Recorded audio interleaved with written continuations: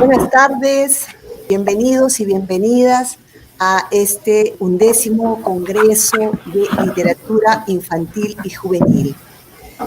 Bueno, este año el contexto lo exigía y estamos abordando el tema de literatura y ciudadanía. Se produce este congreso luego de nuestras elecciones presidenciales y también 200 años de la proclama de la independencia de nuestro país. Entonces, el Congreso exige pensarnos, ¿no? Pensarnos como ciudadanos críticos, situarnos en este momento histórico y participar sobre todo de manera crítica y constructiva.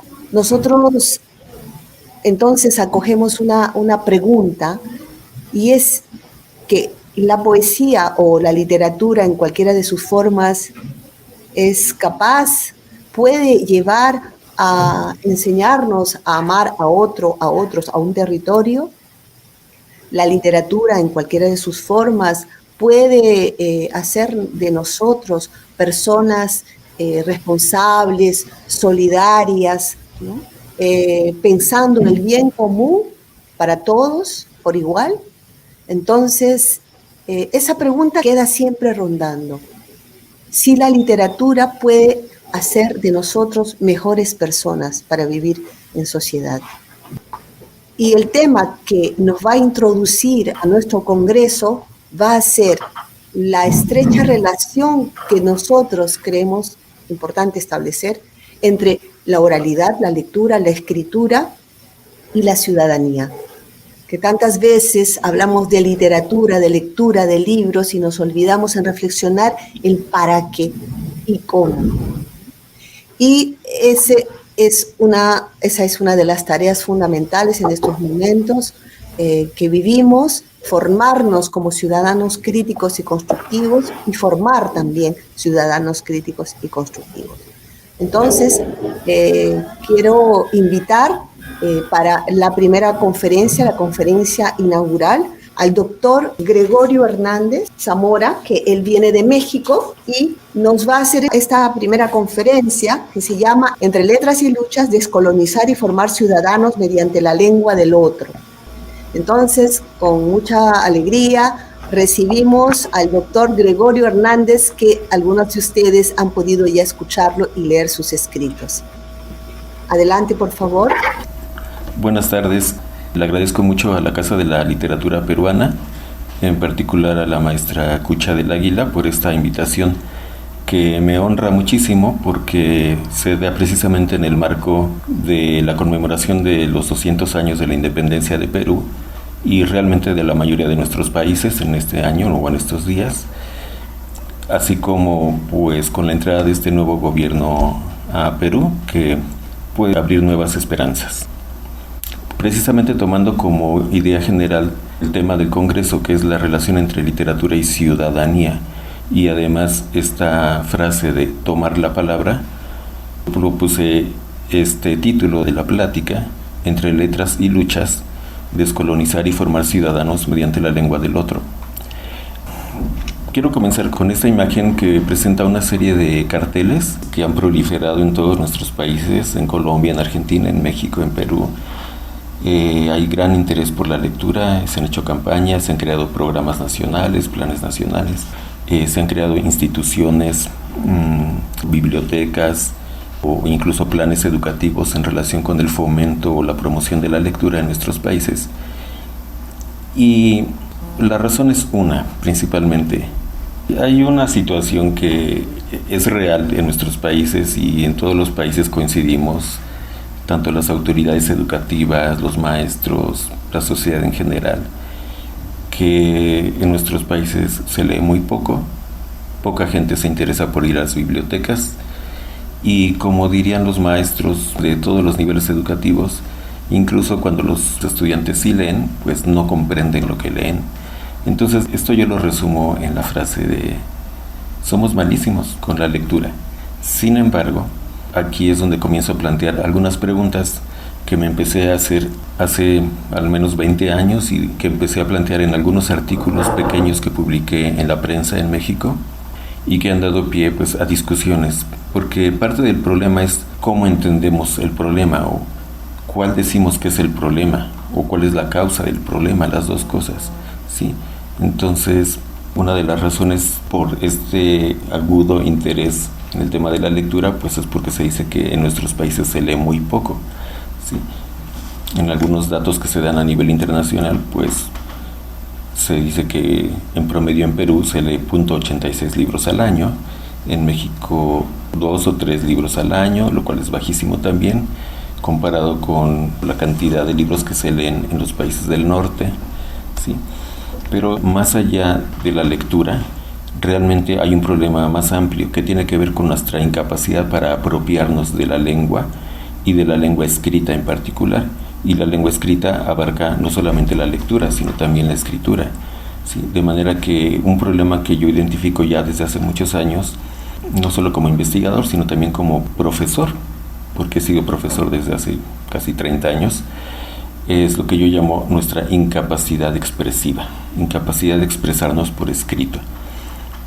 Miren, aquí en esta pantalla se observa el resumen que escribió un estudiante universitario mío a partir de una actividad que yo les puse, en donde se trataba de hacer un resumen pequeño de un video muy cortito de 10 minutos, en donde un psicólogo expone un caso que él atendió. Era muy sencillo realmente el contenido de ese video y había que hacer un resumen.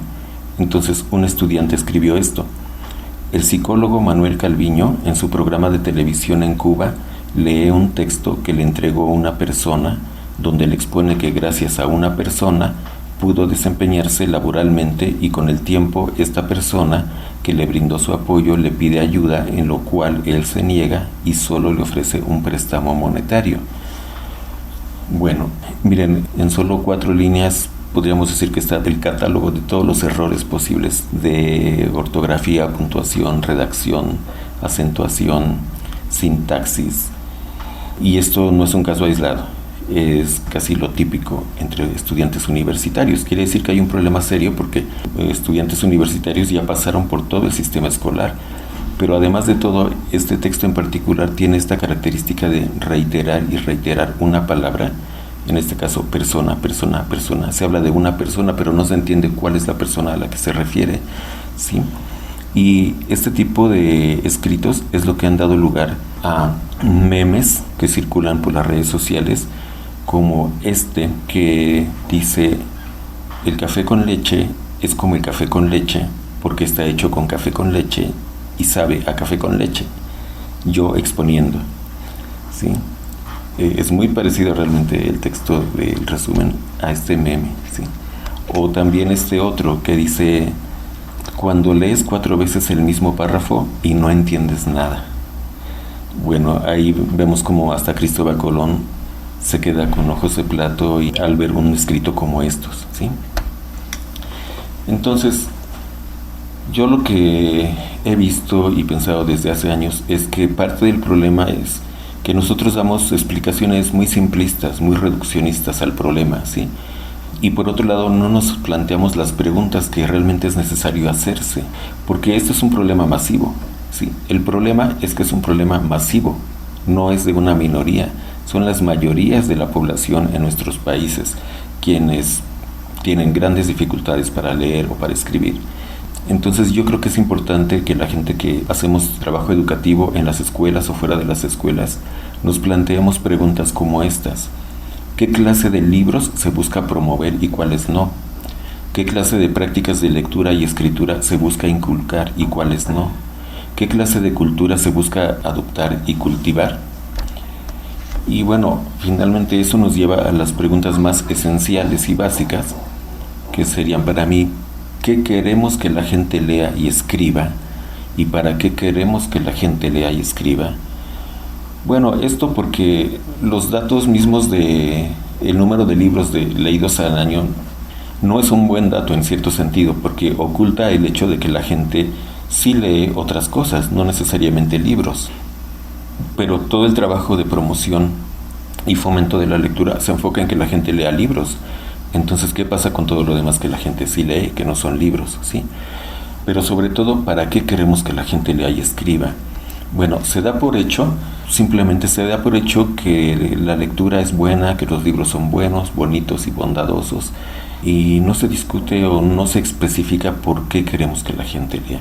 Yo identifico dos grandes posturas o intenciones en el trabajo educativo cultural con la lectura, que me he dado cuenta que se trata de esto. Hay gente que le importa promover la lectura y los libros como una manera de entrar al mundo, ¿sí? Entrar al mundo, porque la gente, buena parte de la población está excluida en lo socioeconómico, en lo político, en lo educativo incluso y en lo cultural, y entonces se trata de romper esa exclusión, entrar al mundo, y para eso en parte nos apoyamos en la educación y en la cultura escrita, ¿sí? Pero hay un sector grande también de gente que trabaja en estas actividades de promoción o fomento de la lectura, que, bueno, desde mi punto de vista, básicamente lo que hacen es al revés, es leer para salir del mundo, ¿sí?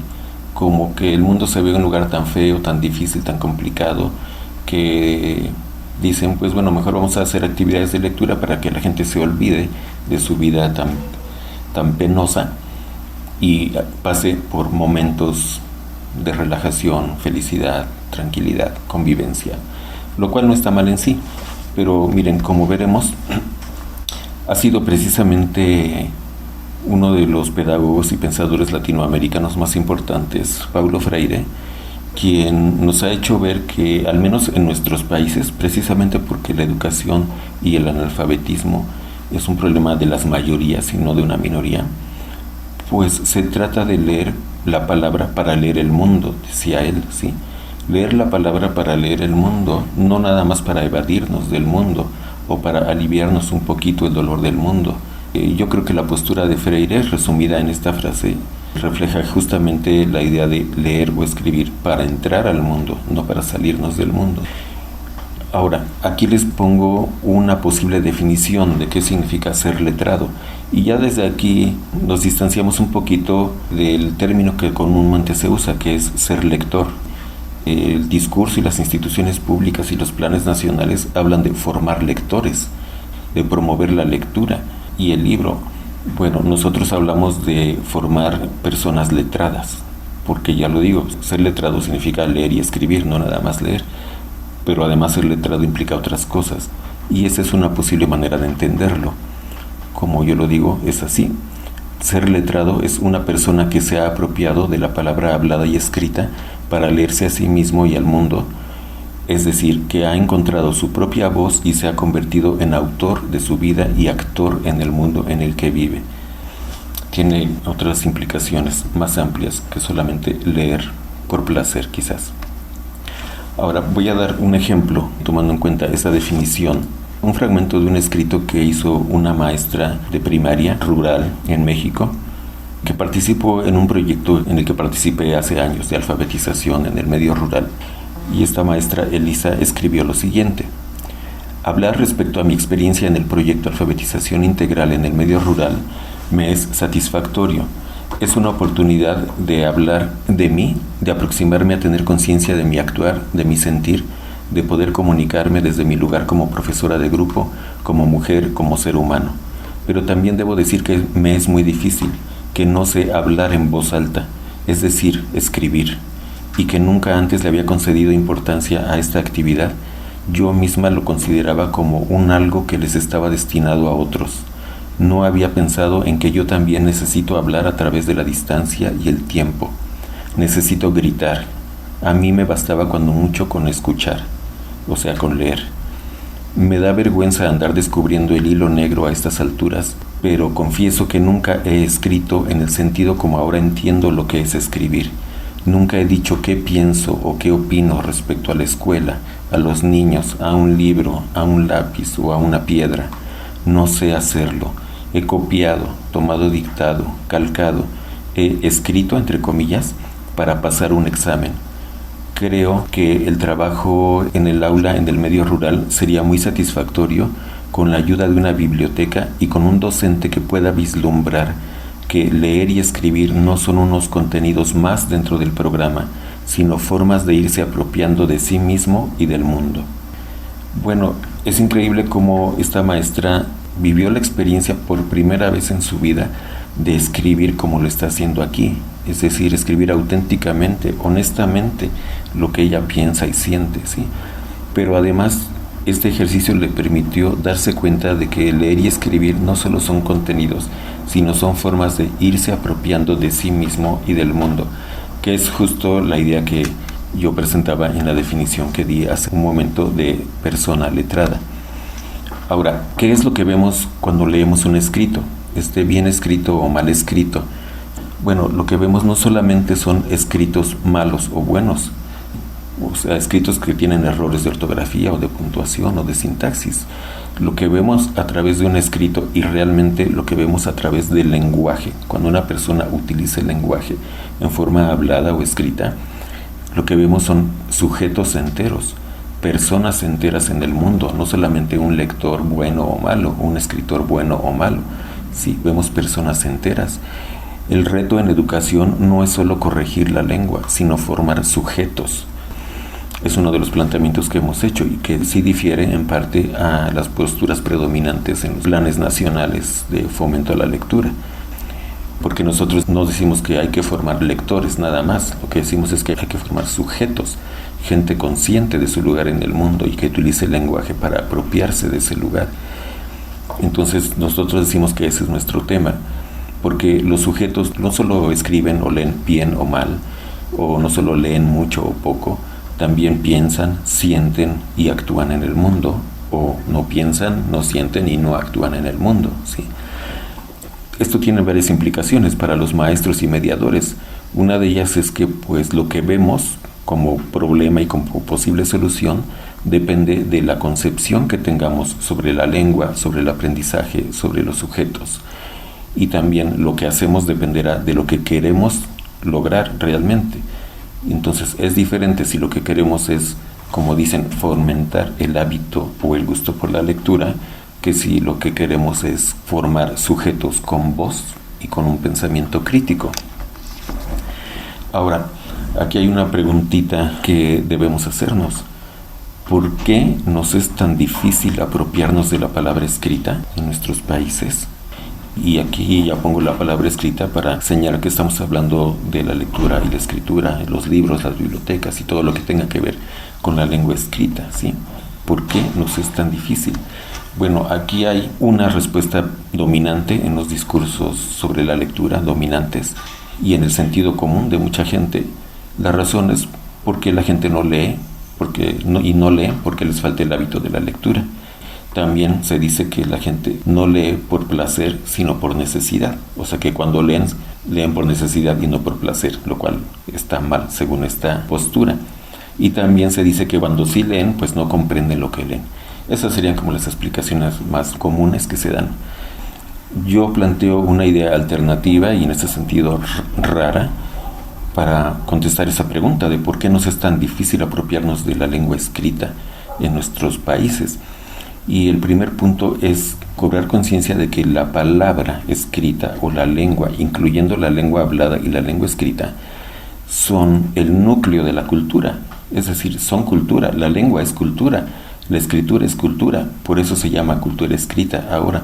Sí, pero no solamente son parte de la cultura, como la comida o la vestimenta o la música.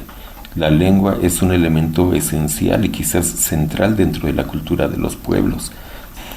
Ahora, el siguiente punto es, a casi nadie le gusta ser lo que no es culturalmente. Por decir, a los peruanos seguramente no les gusta ser o aparentar ser gringos o franceses, ¿sí? O alemanes, ¿sí? Lo mismo que a los mexicanos, ¿sí? O a la gente del campo que ha crecido en el medio rural, pues no le gusta parecer una persona de la ciudad o aparentar, etcétera, etcétera. ¿Cuál es la cuestión? Que esa cultura escrita que queremos promover es realmente la cultura de otro grupo social o incluso de otros países. Entonces a la gente de nuestros países no le gusta ser eso que representa la cultura escrita, que provino de otros lados y en un momento lo explicaré. Ahora, educar significa propiciar un cambio cultural. Nosotros, los maestros, realmente sabemos que nuestro trabajo tiene algún mínimo de éxito o no si observamos un cambio cultural en los alumnos o en los sujetos o en los individuos. Si pasan los alumnos por la escuela un año y otro año y 10 años, 11 años o más años en la escuela y no cambian, pues realmente podremos decir que es un fracaso nuestro trabajo educativo. El éxito educativo se observa en que hay un cambio cultural, el cual incluye un cambio en la lengua, en el manejo de la lengua, en la apropiación de la lengua y de las prácticas del lenguaje por parte de los alumnos. Pero ese cambio lo podremos llamar volverse sujeto letrado, ¿sí? No solamente volverse lector, sino volverse un sujeto letrado. Para entender esto es conveniente pensar en qué significa entonces ser un ser humano, qué es un sujeto y qué es un ser humano. Se han dado muchas definiciones, pero una que a mí me gusta, que me parece sencilla y muy comprensible, es la del antropólogo Clifford Geertz, que dice así: el hombre es un animal suspendido en redes de significados que él mismo ha tejido. Sí, es decir, él hace una analogía entre una araña que teje su tela de araña y luego se suspende en esa tela que ella misma tejió, y el humano tejiendo redes de significados y luego parándose encima de esas redes. Esas redes son la cultura. ¿Qué es la cultura? Las redes de significado que los humanos mismos hemos tejido y que las expresamos de muchas maneras, a través de mitos, cuentos, leyendas y escritos y textos de todo tipo, incluyendo escritos científicos, políticos, literarios, etcétera, ¿sí? También a través de formas orales o de formas escritas, o ahora de formas audiovisuales. ¿Cuál es el problema con esto entonces? Yo me hago la pregunta. La definición dice que él mismo ha tejido, pero en nuestro caso, de nuestras sociedades latinoamericanas excoloniales, la pregunta es, ¿nosotros mismos hemos tejido esas redes de significado? Y aquí es donde entra el tema del colonialismo, porque no es un dato menor el hecho de que nuestros países hayan pasado por la experiencia colonial durante al menos 3 siglos. Esa es una de las grandes diferencias con los países que llamamos ahora desarrollados. Nuestros países fueron colonias de Europa, de España, de Portugal, de Inglaterra, etc., durante al menos 3 siglos. Y miren, aquí está esta imagen que me parece que es muy famosa en Perú. Es la escena en donde el último inca, Atahualpa, se encuentra por primera vez cara a cara con los españoles, comandados por Francisco Pizarro. Y quiero que se planteen esta pregunta.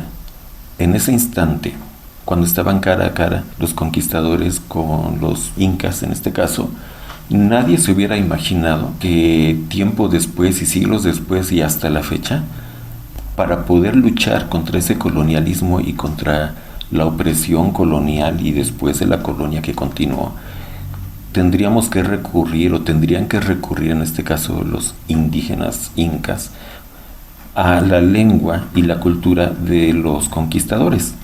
Porque todas las luchas sociales que hemos dado, desde la época de la colonia, luchas de resistencia y después para la independencia de los países y después para librarnos de las pugnas internas de las nacientes naciones y después para librarnos de las dictaduras que se dieron en toda Latinoamérica prácticamente en los años 70, 80 del siglo pasado, y después para librarnos o luchar contra el capitalismo o el neoliberalismo o la gran desigualdad socioeconómica. Cualquier tipo de lucha social hemos tenido que recurrir a la escritura y la lectura, a los libros que están escritos en lenguas y en sistemas de escritura que provinieron de Europa también, y hemos tenido que recurrir a ideas que trajeron también los europeos.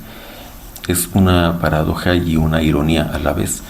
Ahora, para darle imagen más concreta a este fenómeno, vamos a ver 3 mini historias. La primera es la historia de Cusi y Apaek, que yo conocí a través de este libro que se llama El Tesoro de los Sueños. Es una novela escrita por el peruano Guillermo Niño de Guzmán. Este libro se lo dieron a leer a mi hija cuando ella iba en la secundaria, y es una novela buenísima que narra el encuentro precisamente de los españoles y de los incas en el periodo de 1531 a 1533, que concluyó, como sabemos, pues con la captura de Atahualpa por parte de los españoles, y lo convirtieron en rehén y finalmente lo mataron, y bueno, eventualmente fue la caída del imperio inca, ¿sí? Bueno, en esta historia realmente lo que se cuenta es la historia de uno de los chicos que fueron intérpretes o traductores de los españoles. Su nombre indígena era Cusi, pero eventualmente pasó la historia como Martinillo Pizarro o Martín Lengua. Martín Lengua tenía un amigo llamado Apaec y ambos vivieron con asombro la llegada de Pizarro y sus hombres. Martín, es decir, Cusi, aprendió pronto el español y fue tomado por Pizarro como su traductor, y desde ese momento lo acompañó en sus expediciones e incluso lo llevó a España. Como se narra en El Tesoro de los Sueños, Cusi estaba deslumbrado por las proezas y las costumbres de los españoles, pero a su amigo Apaec le desagradaba todo eso y desconfiaba totalmente de ellos. Cusi aprendió pronto el idioma español, mientras que Apaec se resistía a aprenderlo, lo cual le valió reprimendas y castigos. Apaec decía que los españoles eran crueles y solo querían saquear su territorio, y Cusi contestaba que los incas también habían sojuzgado a su pueblo, los tayanes. Cusi, es decir, Martín Lengua, creía que podían aprender mucho de los españoles y eso le entusiasmaba. Por ello aprendió la lengua de los blancos y quiso convertirse en uno de ellos. Pero Apaec desconfiaba y no soportaba la amistad de Cusi con los españoles. «¿No te das cuenta?», le decía, «si no te matan es porque aún les sirves, pero llegará un día en que te tratarán como uno de sus esclavos negros, o peor, como a uno de sus perros». «¿No entiendes?», insistía Apaec. «Anda al río y mira tu imagen en el agua. Eres un indio y solo serás un indio, y para ellos un indio no vale nada». Bueno, eso le decía Apaec a Martín.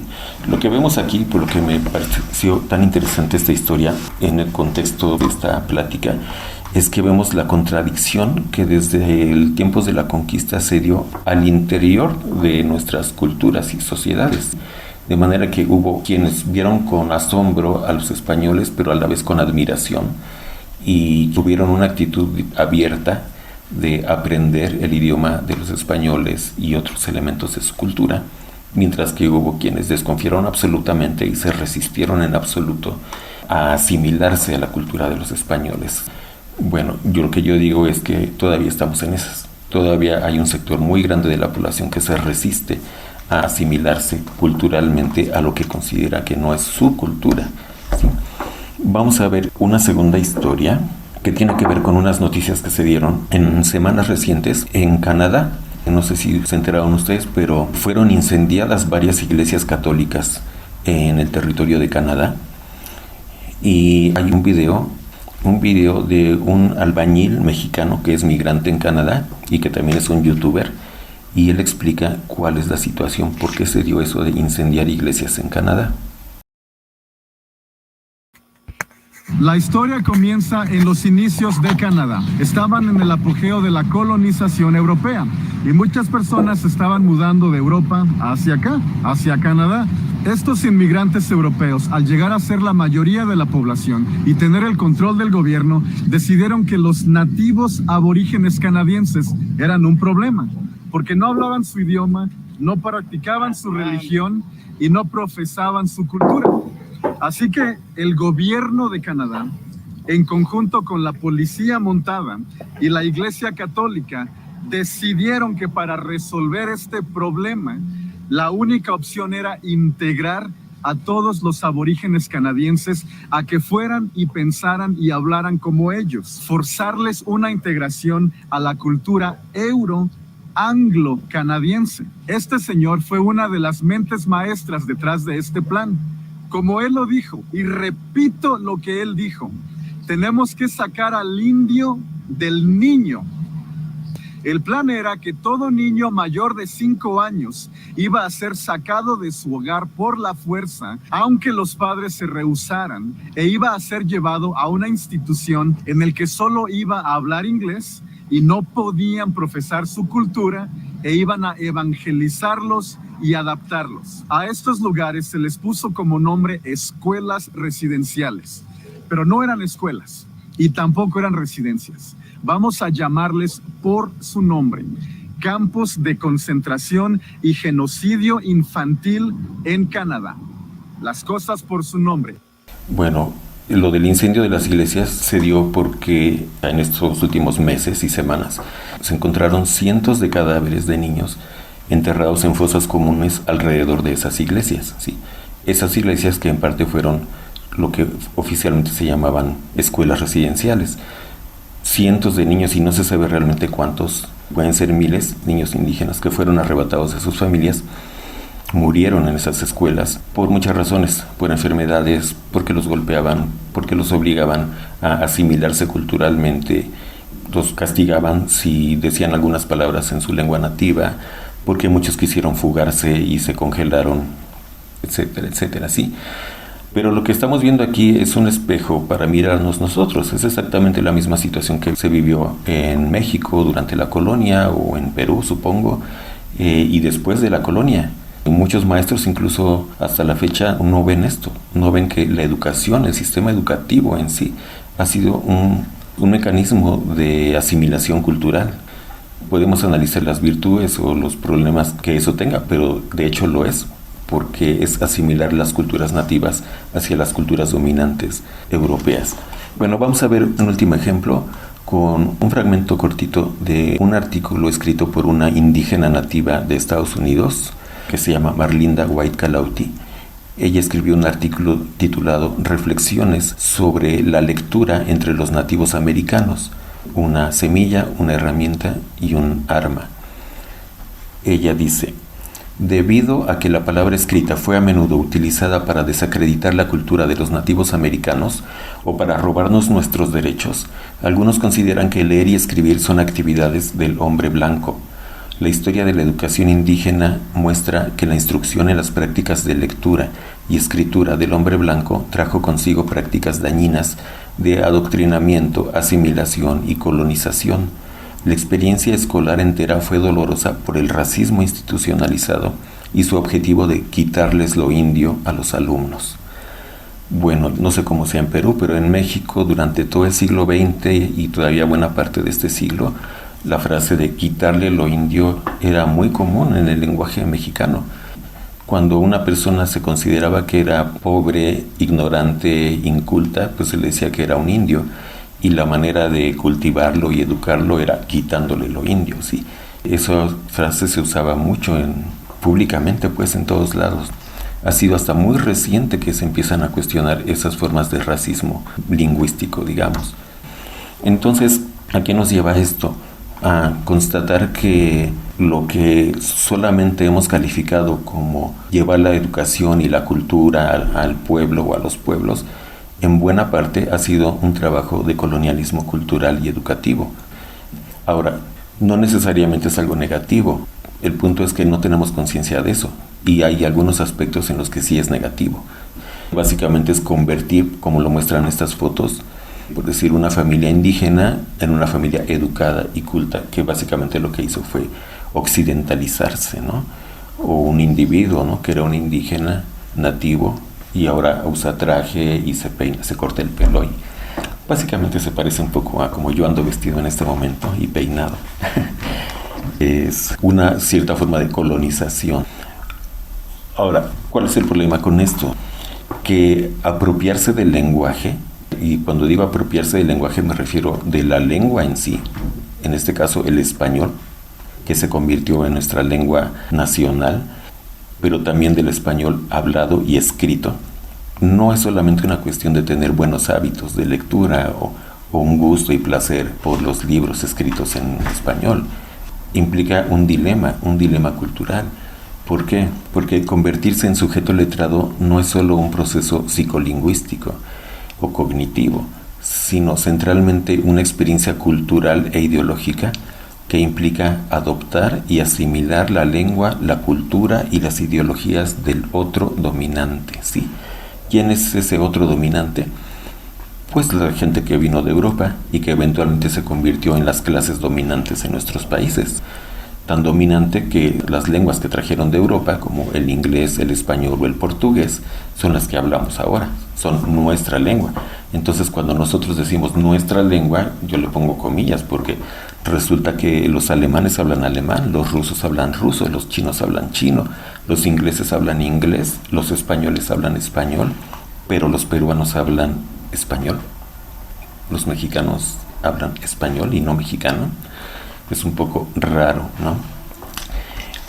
Ahora, ¿qué implicaciones tuvo el colonialismo en relación con la lengua? En primer lugar, pues la supresión de las lenguas y las escrituras originarias. Ya sabemos que muy recientemente se está trabajando en nuestros países por la recuperación y revitalización de lenguas que están a punto de extinguirse y por la incorporación de la escritura en esas lenguas nativas, pero apenas es algo que comienza. Sí, básicamente se suprimieron y se extinguieron muchas lenguas nativas. Se impusieron las lenguas coloniales, como lo acabo de decir. Por lo tanto, aprender español y alfabetizarse significó durante todos estos siglos hablar el lenguaje del conquistador.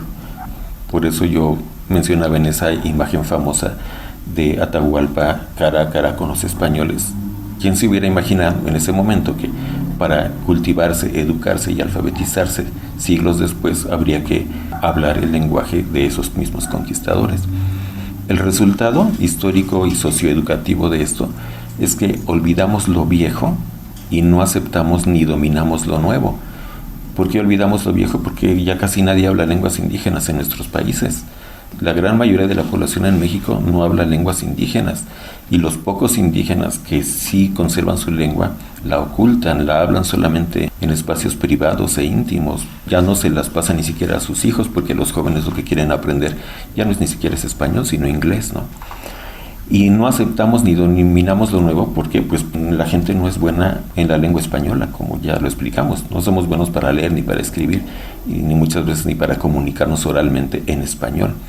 Por lo tanto, despreciamos lo antiguo e imitamos mal lo nuevo. El resultado de eso es lo que podríamos llamar un sujeto colonizado. Ahora, veamos un poquito el tema de la ciudadanía y la lengua del otro. ¿Qué fue lo que pasó aquí en estos 500 años después de la conquista? Pues que realmente no han cambiado sustancialmente la estructura social y las relaciones sociales en nuestros países. Sí, antes de la conquista, nuestras sociedades eran ya sociedades profundamente jerarquizadas. Eran, pues digamos, monarquías, donde había un emperador y súbditos y un pueblo trabajador bajo e incluso esclavos. En tiempos de los aztecas había esclavos, pero dentro de los aztecas había toda una jerarquía, de manera que la mayor parte del pueblo bajo, básicamente su rol era ser trabajador y obedecer y seguir a los líderes. En la colonia hubo una continuidad perfecta, porque cuando se estableció el sistema de castas, solamente se sustituyeron los personajes, pero la estructura siguió siendo muy parecida. Hasta arriba quedaron los españoles, debajo los criollos, debajo de ellos los mestizos, debajo de ellos los indígenas o indios, y hasta abajo los negros, ¿sí? Y en la actualidad, ya en el sistema capitalista contemporáneo, pues las clases trabajadoras son las que están abajo, básicamente cargando sobre sus hombros a las clases pudientes, ¿no? A los dueños del capital. ¿Por qué es importante estos esquemitas? Por la idea de ciudadanía. ¿Qué significa la ciudadanía? ¿Qué significa ser ciudadano? ¿Qué significa formar ciudadanos? Bueno, para empezar es importante quitarse de la cabeza la idea de que ser ciudadano es simplemente un estatus legal, de que por el puro hecho de nacer en un país ya eres ciudadano de ese país. Pues no, ese es un aspecto, pero es un pedacito. Realmente ser ciudadano significa tener un sentido de pertenencia a una comunidad de iguales. Es decir, que tú te consideres igual a todos los demás y pertenecemos a esa comunidad. ¿Por qué? Porque la democracia moderna exige participar como iguales en las decisiones colectivas, y para eso se necesitan ciudadanos, no amos y súbditos. Si la gente piensa de sí misma que es un amo o que es un súbdito, pues no piensa que son iguales, ¿sí? Entonces eso no es ser ciudadanos. Ahora, lo que yo digo es que en Latinoamérica esto es muy difícil, porque nosotros somos buenísimos para sentirnos superiores o inferiores, pero no iguales. En México a la fecha hay mucha gente que se siente superior, absolutamente. Y en los medios se les llama los lords y las ladies, gente que tiene desplantes de clasismo y de racismo explícito. Pero también es cierto que gente de las clases socioeconómicas bajas se siente inferior. Efectivamente, se comporta y siente y piensa como que no son iguales. Entonces, ser un ciudadano significa desarrollar la capacidad y la disposición para comunicarse como oyentes y hablantes competentes, para debatir razonadamente, para dialogar con quienes piensan diferente, para llegar a consensos. Y como bien lo sabemos, eso todavía nos falta mucho para llegar a eso en nuestros países. Básicamente la política en nuestros países es estar agarrados del chongo y polarizar todo el tiempo y acusar unos a otros, izquierdas a derechas, mutuamente. Y no sabemos realmente debatir y comportarnos como una nación de ciudadanos. Bueno, ¿qué papel tiene el letramiento, alfabetización o cultura escrita en esto? Bueno, pues precisamente por eso me parece que desde la postura de los que decimos que la lectura y la escritura deben servir para entrar al mundo y no para salirnos del mundo, lo que defendemos es el acceso a las letras, a los libros y a la cultura como medios para crear conciencia y un mayor sentido de agencia, para que la gente sienta que son más agentes, dueños de su acción y de sus decisiones, y no meros pacientes de las acciones y decisiones ajenas. Eso significa formar ciudadanos con voz. No puedes ser un ciudadano silencioso, callado, sumiso. Tienes que tener voz y decir lo que piensas. Lo contrario a eso es ser ciudadanos de segunda. ¿Qué es ser ciudadano de segunda? Pues gente que se siente inferior. Y en parte la gente que se siente inferior es por su incapacidad para tener voz propia, para expresar sus propias ideas de manera clara y elocuente, o incluso correcta. ¿Por qué es importante lo de correcto, especialmente por escrito? Porque a nadie le gusta hacer lo que no le sale bien. Si tú no sabes bailar, no vas a querer bailar en público. No te gusta hacer el ridículo, ¿sí? Si a ti no te gusta o no te sale bien cantar, pues mucho menos lo vas a querer hacer en público. Bueno, pues lo mismo pasa con leer y con escribir. ¿Por qué la gente masivamente no lee libros y va corriendo a las bibliotecas y participa en diálogos orales alrededor de los libros? Porque no le sale bien. Porque leer libros es difícil. Porque interpretarlos requiere tiempo. Hay que saber muchas cosas. Para empezar, la cosa número 1 que hay que saber para leer un libro, entenderlo y dialogarlo, es saber el lenguaje, la lengua española, en este caso. Y mucha gente, su español es muy limitado. Justo por eso importa la educación letrada, para apoyar a los sin voz a tener ideas y a tener voz propia como ciudadanos y como seres humanos. Ahora, aquí es donde surge lo que yo llamo una paradoja o una ironía que se da en el seno de nuestras culturas, en nuestros países que fueron colonias. ¿Cuál es esa ironía? Pues que la idea misma de ciudadanía, lo mismo que el alfabeto, o sea, las letras, el libro y nuestra lengua común, el español, no son creaciones culturales propias, sino que nos llegaron de Europa junto con el devastador trauma de la conquista y el dominio colonial. Así, literalmente, el alfabeto latino que usamos pues es latino, proviene de lo que ahora es Italia, y a su vez deriva del alfabeto griego, ¿sí? No es un invento de la escritura, digamos, inca o mexicana o náhuatl o azteca o maya, ¿no? Los libros, el libro como objeto en sí. Bueno, el primer libro que se imprimió, según dice la historia oficial, pues fue una Biblia judeo-cristiana que imprimió Gutenberg, el famoso inventor de la imprenta. Entonces los libros, los objetos, libros que conocemos ahora y promovemos tampoco son invenciones nuestras. En el México prehispánico lo que existían era algo que en español llamamos códices, en lengua indígena llamaban amoxtli, que eran como pergaminos que no tenían exactamente la forma de libros y que además estaban escritos no con las letras del alfabeto latino, ¿no? Sino con otros símbolos, que en la actualidad la gran mayoría de los mexicanos no tiene la menor idea de cómo interpretar esos símbolos de los escritos o textos antiguos. La idea de ciudadanía, la idea del ciudadano, proviene en gran parte, por un lado, de la democracia griega antigua, pero en buena parte la idea moderna de ciudadanía proviene de la Revolución Francesa, de la Declaración Universal de los Derechos del Hombre y el Ciudadano, que se dio posteriormente a la Revolución Francesa. Entonces, sin criticar, sin un sentido de criticar que qué fue el alfabeto, los libros y los derechos ciudadanos, lo cierto es que esos objetos y esas ideas y esas tecnologías también llegaron de fuera. Ahora, ¿qué pasa con la literatura infantil y juvenil actual? La que adoramos, mucha gente adora y promueve y fomenta y media.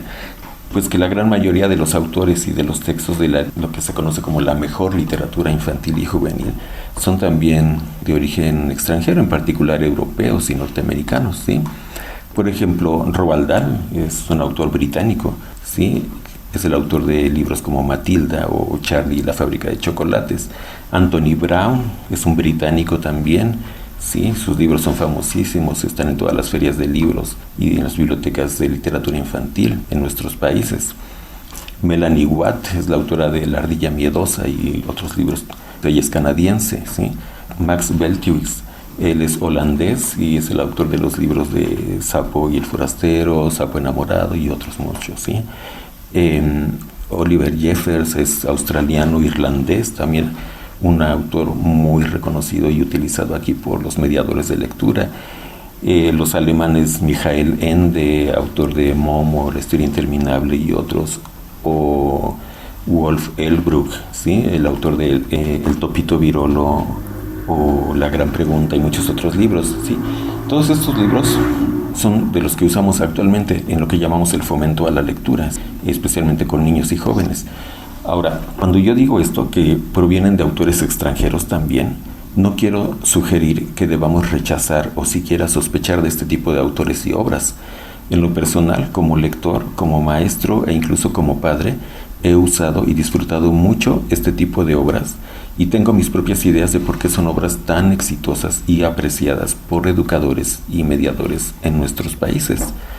Aquí el punto que quiero hacer notar es que lejos de lo que los discursos dominantes dicen, que lo que promovemos es el acceso al libro y la lectura, así en abstracto, lo que en realidad promovemos es el acceso a una diversidad de culturas, lenguas, ideologías e identidades que en principio no son compartidas por la población mayoritaria en nuestros países y por lo tanto se requiere un trabajo insistente, eficaz y consistente para introducir y arraigar estas prácticas entre los descendientes de quienes hace 5 siglos fueron conquistados y sometidos precisamente por las naciones de donde hoy importamos la lengua hablada y escrita que tanto nos gusta promover.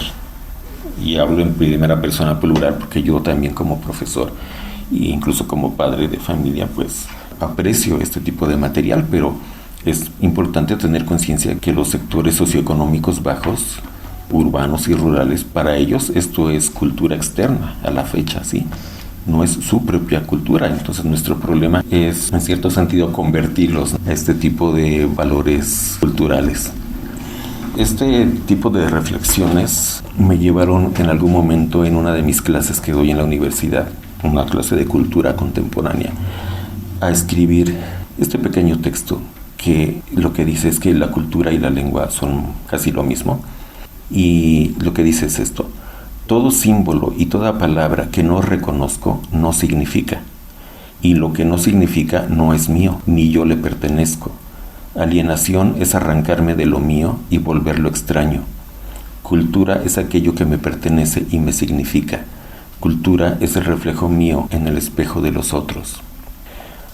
Bueno, yo lo que quiero decir aquí, en primer lugar, y pongo como ejemplo esas imágenes que están aquí a la izquierda: un librero, una moneda mexicana y una palabra en lengua indígena mexicana, Seacatl. Si ustedes ven cualquiera de estas 3 imágenes, el librero o los libros, la moneda y esa frase, y no les significa nada, pues es porque no es parte de su cultura, ¿sí? Si yo les digo a ustedes, bueno, en particular al público peruano, esa moneda tiene unas imágenes ahí, ¿me podrían decir qué es eso? ¿Qué dice ahí? ¿Qué significa ahí? Probablemente la mayoría de la gente no se va a contestar, pero debo decirles que la gran mayoría de los mexicanos tampoco podrían contestar. Lo sé, porque lo he hecho muchas veces con estudiantes universitarios mexicanos. Eso nos habla de la alienación cultural que hemos sufrido, al grado que ni siquiera el principal texto mitológico de la cultura mexicana la conocen los propios mexicanos.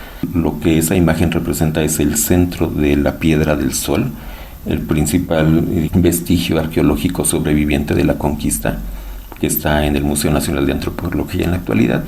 Y esa imagen que se ve ahí, ese pedacito se llama Nahui Olin, 4 movimiento, y básicamente es un texto que narra el mito de origen dentro de la cultura mexicana azteca, lo que se conoce como el mito de los 5 soles. Bueno, lo mismo, así como la gente no puede describir ni hablar, ni no le significa nada esa imagen, para muchos esos libros y esos libreros que tanto amamos o adoramos las personas que somos altamente letradas, que generalmente tenemos alto nivel de escolaridad y que generalmente tenemos bibliotecas enteras en nuestras casas, a nosotros no significan mucho, pero la mayor parte de la población no. Y la frasecita que está ahí, Seacatl, pues tampoco significa nada, igual les podría decir, para la mayoría de los mexicanos, ¿no?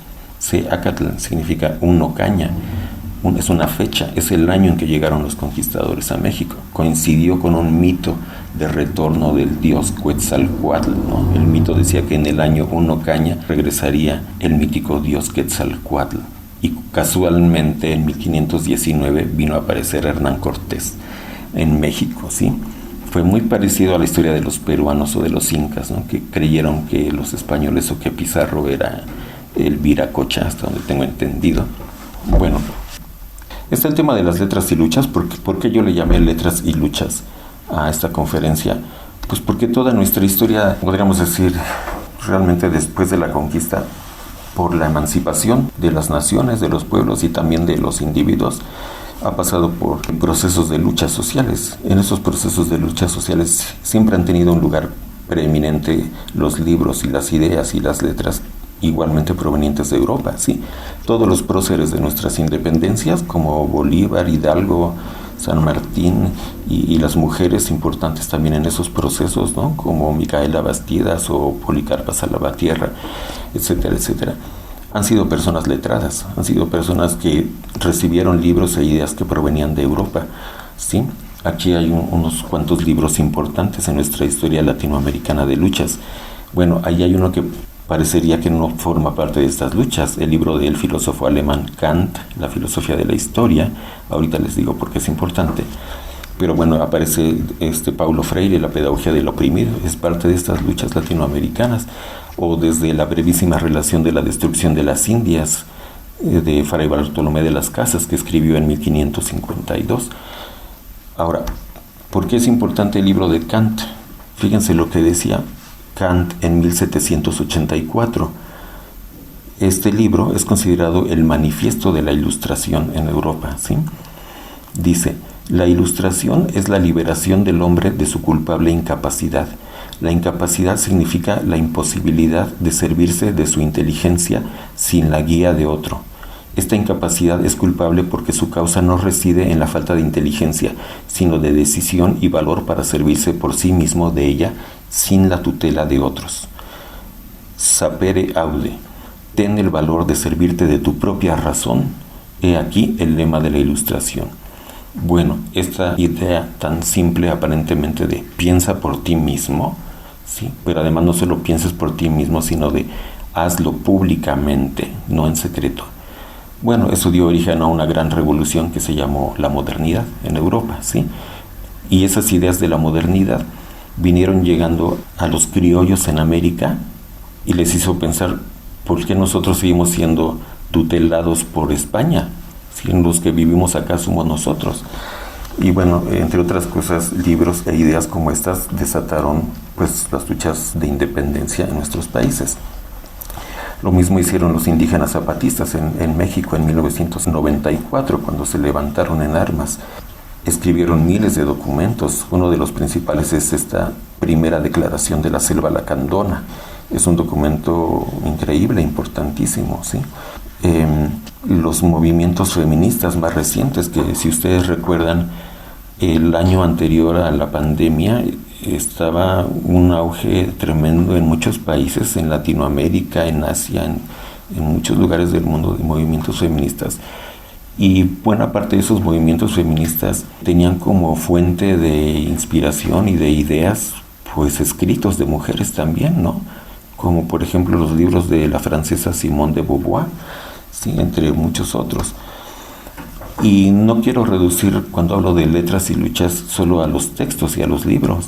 En Latinoamérica tenemos una increíble tradición artística en muchos sentidos, entre otros en la música, de manera que las canciones de Violeta Parra, Víctor Jara, Silvio y Pablo, Mercedes y muchos otros son letras también, son textos que nos han dado inspiración, ideas y motivación a mucha gente para luchar por causas muy grandes o chicas o locales también, incluso pequeñas luchas al interior de escuelas o de centros de trabajo, etcétera, ¿sí?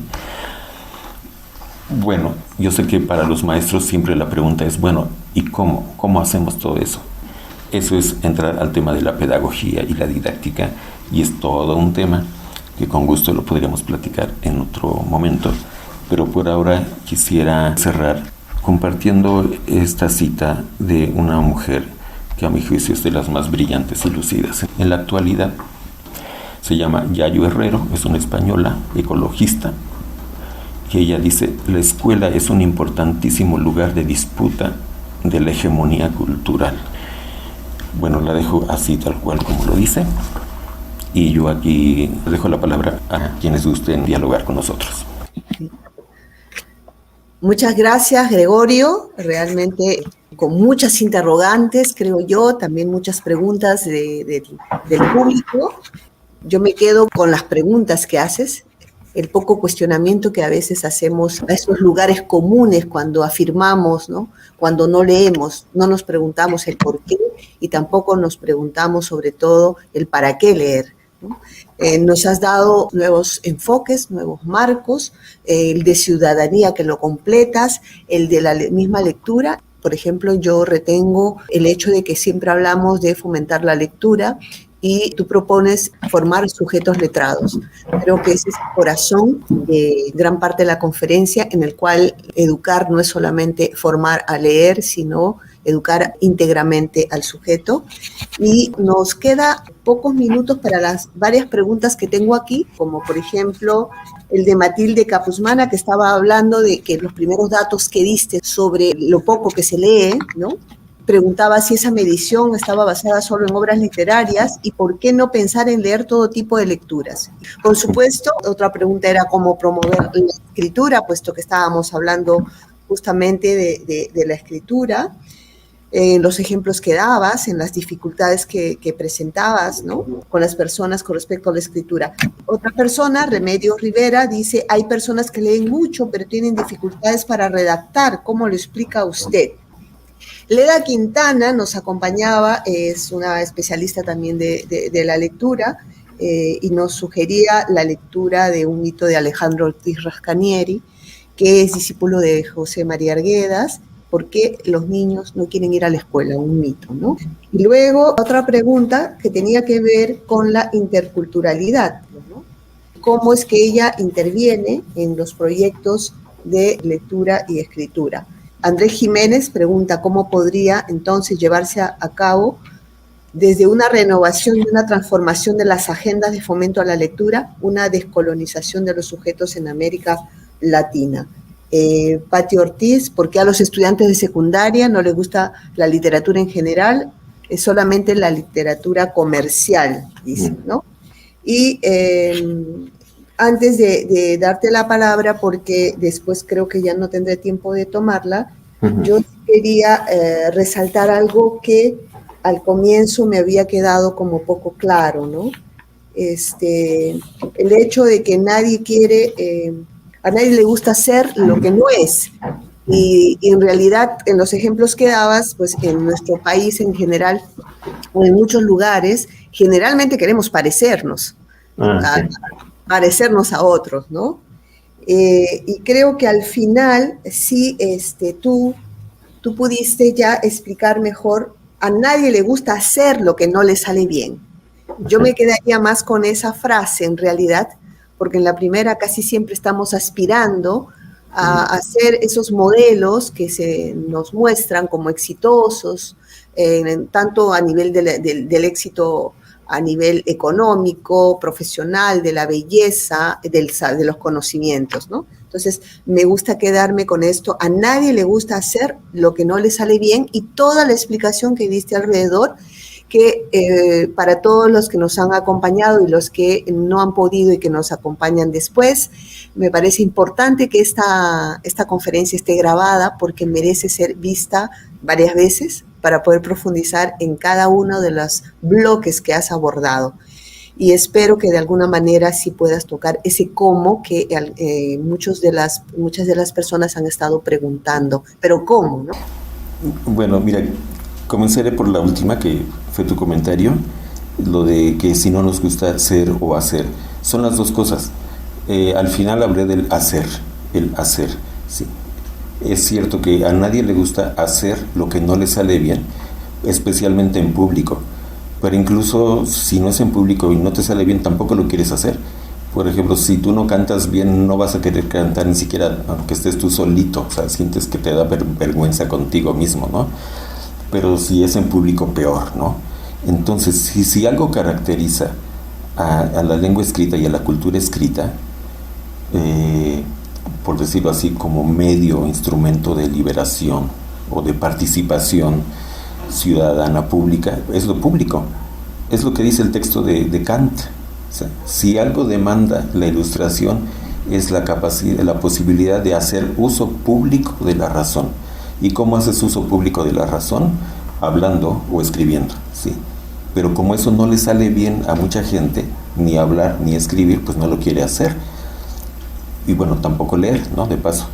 Ahora, yo sí decía el ser en el sentido de identidad, ¿sí? Digamos, lo natural es que cuando viene algo externo, foráneo, sobre todo si viene en un plan agresivo y violento, como nos llegó la conquista a nuestros países, pues no, tú no quieres, ¿no? No quieres convertirte en eso que está llegando agresivamente y violentamente.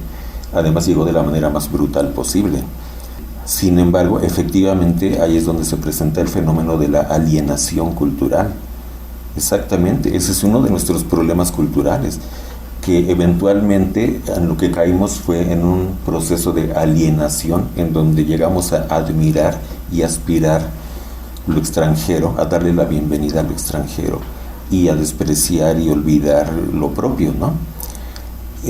Yo no soy de las personas que especialmente defienden la pureza cultural y el regreso a nuestras raíces indígenas, porque creo que precisamente de todo ese proceso en parte doloroso de la colonia y lo que pasó después, realmente ya nos mezclamos. Somos una mezcla cultural.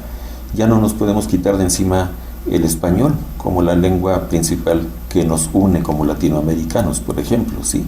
Entonces, sí necesitamos, digamos, necesitamos inventar creativamente nuestras propias identidades culturales, tomando lo que ya tenemos, aunque nos haya llegado por medios violentos, ¿no? Y buscar maneras de ser que sean auténticas y que no sean meras intentos de imitación, ¿sí? Ahora, paso a la segunda. ¿Por qué a los jóvenes o a los adolescentes en particular les interesa, o sí les gusta la literatura comercial, pero no la literatura en general?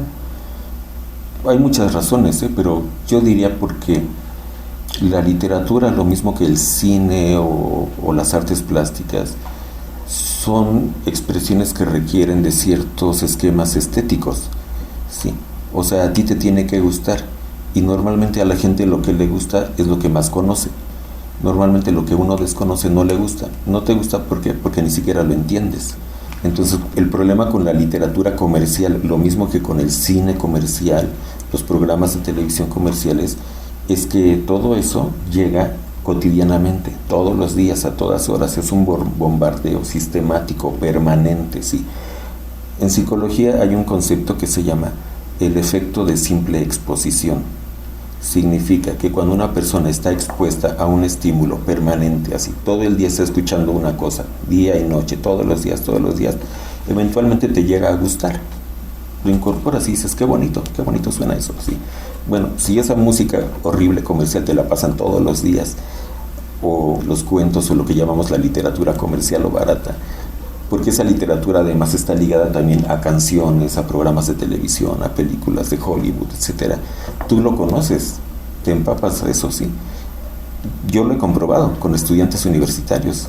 En actividades les digo, en este momento tienen 10 minutos para escribir una lista de todos los nombres de canciones, películas y personajes y actores de cine y televisión que conozcan. No vayan a googlear, solo escriban los que se sepan de memoria. Me salen unas listas increíbles de 200 o 300 nombres, pero si les dices, escribe los nombres de los próceres de nuestras independencias, pues no, te van a escribir uno o dos y con faltas de ortografía. No los conocen. Entonces, una respuesta más resumida a la pregunta, ¿por qué les gusta lo comercial y no las otras literaturas? Pues porque las otras literaturas tienen otros esquemas ideológicos, culturales, otras temáticas, otros modos de narrar incluso otro tamaño, a veces son más largas, ¿no? Y que además esas otras novelas te van a hablar de personajes que nunca has oído hablar en la vida, ¿sí? Mientras que cuando vas a la comercial ya te sabes los nombres de los personajes, ya sabes quiénes son, te sabes hasta sus vidas privadas, ¿sí? Bueno, otra pregunta, ¿por qué hay quienes leen mucho y sin embargo no redactan bien?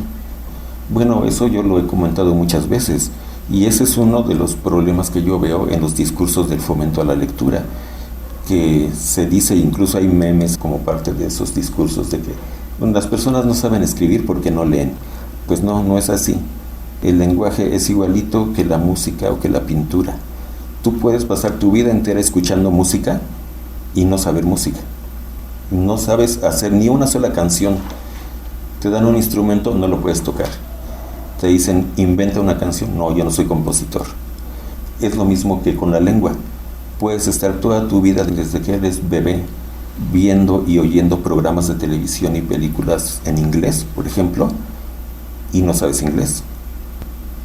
O puedes estar mirando pinturas, cuadros, imágenes, y no por eso sabes pintar. Son procesos distintos. Una cosa es el proceso de producción, cuando uno toma el rol del creador, el diseñador y el productor de algo, de una canción, de una pintura, de un texto, y otra cosa es el rol de público o consumidor.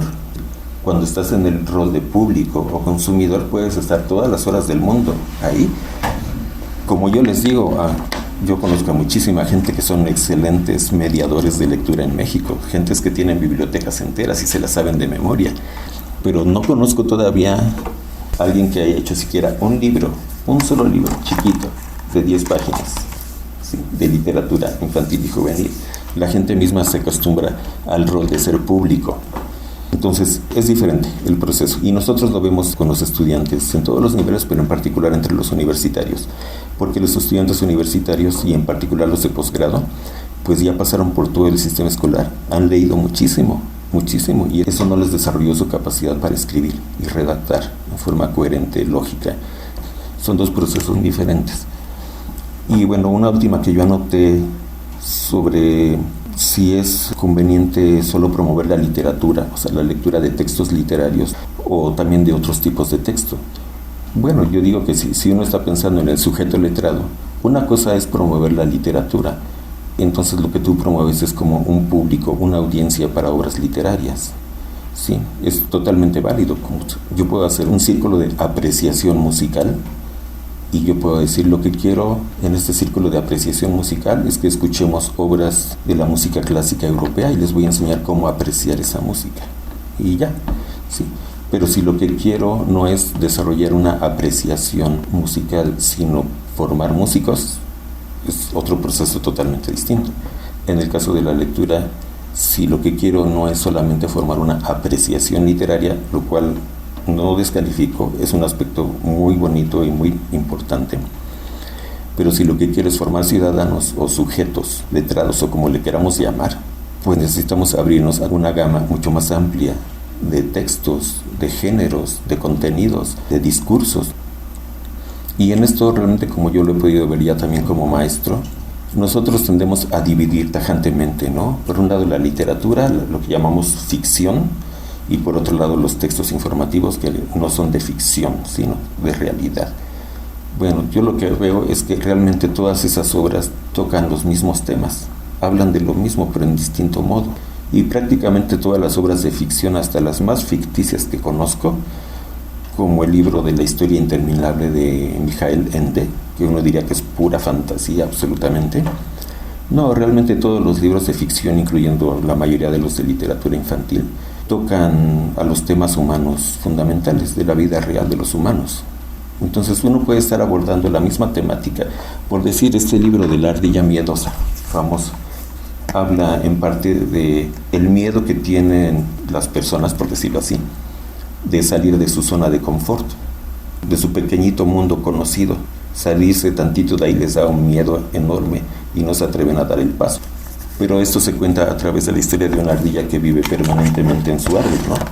No se atreve a salir ni tantito, ni a bajarse del árbol, porque se imagina que abajo, saliendo del árbol, se va a encontrar con tarántulas, hiedras venenosas, microbios, marcianos, abejas asesinas, tiburones, etc. Entonces no se mueve de ahí. Entonces, podría decirse que es una fábula y es una historia de ficción, pero entre comillas, porque las obras literarias, especialmente las que podría decir que son buenas, lo que son espejos donde mirarnos los humanos.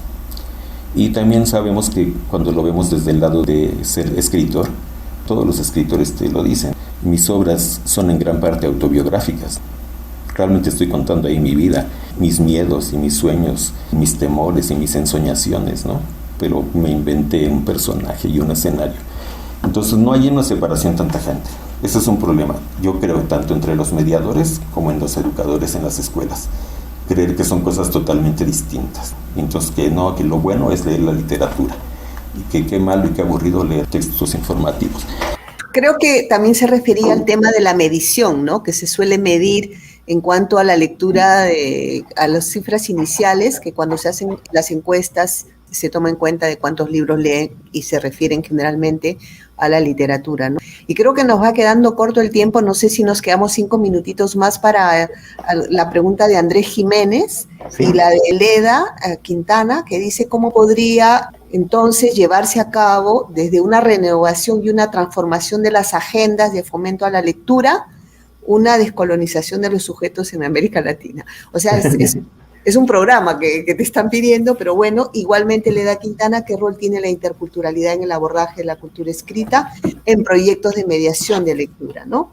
Entonces, vamos a dejar al profesor Gregorio que nos conteste para cerrar esta conferencia.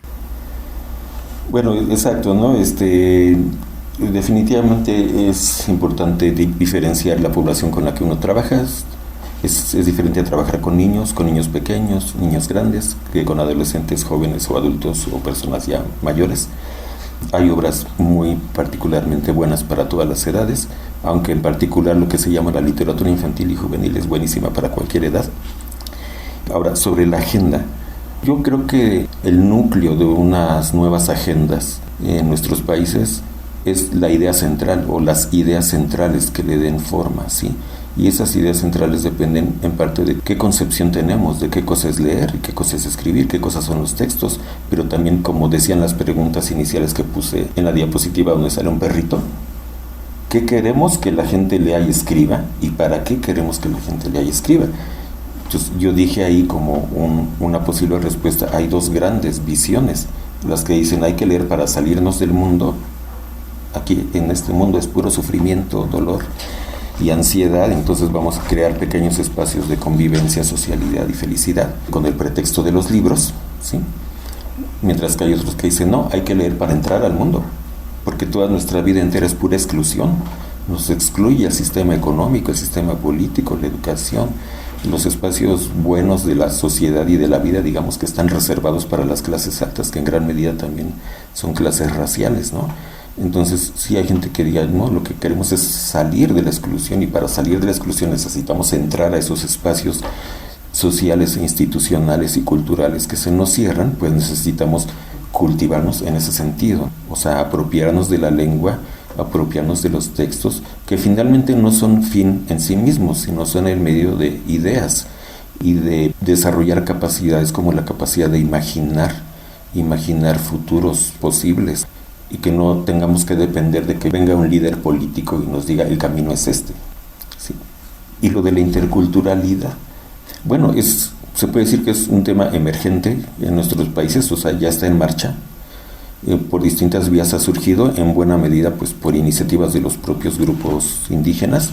En el caso de México, creo que el disparador principal para la emergencia de los discursos y las reformas relacionadas con la interculturalidad pues fue el alzamiento armado de los indígenas en Chiapas, ¿sí? Fue a partir de ese movimiento alzado en donde ellos se erigieron a sí mismos como sujetos de su propia vida y ni siquiera pidieron, ni demandaron, ni exigieron, simplemente dijeron, a partir de ahora nosotros nos vamos a gobernar, nosotros nos vamos a mandar, nosotros vamos a poner nuestras escuelas, nuestros hospitales, nuestros gobiernos.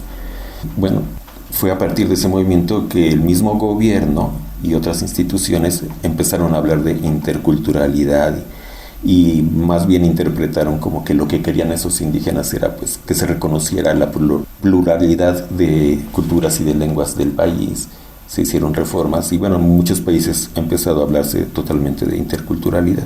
Básicamente la idea es ir avanzando hacia una igualdad, un paralelismo entre las culturas dominantes, que es la cultura hispanohablante, y las culturas de las lenguas nativas, pero pues teóricamente, digamos, el estado ideal, aparentemente para mí, sería como es en algunos países de Europa, donde hay varias lenguas y varias culturas y no hay una que sea dominante. Por decir, en Bélgica se habla un idioma que le llaman el flamenco, el alemán, el francés y otro no me acuerdo, y todos están, por decirlo así, en igualdad. Se hablan, se escriben, se usan públicamente en los medios, en el gobierno, en los transportes públicos, ¿sí? Entonces, hacia allá teóricamente tendría que avanzarse, ¿no? Que ya no haya una lengua dominante, si es que ese fuera el ideal, si es que, no sé, yo siento que hace falta todavía debatir en nuestros países, porque efectivamente nuestras sociedades se convirtieron mayoritariamente en sociedades hispanohablantes. Pero bueno. Bueno, muchísimas gracias, Gregorio. Quedan ideas así presentadas para seguir profundizando. Me parece importante de tener enfoques claros, preguntas claves para saber qué hacer, para poder hacer esta agenda. Entonces, gracias, Gregorio, y a a las personas que nos han acompañado. Esperamos, bueno, seguir escuchándote y seguimos con este congreso. Muchísimas gracias a ustedes y mucho éxito en el resto del congreso. Muchas gracias, Gregorio.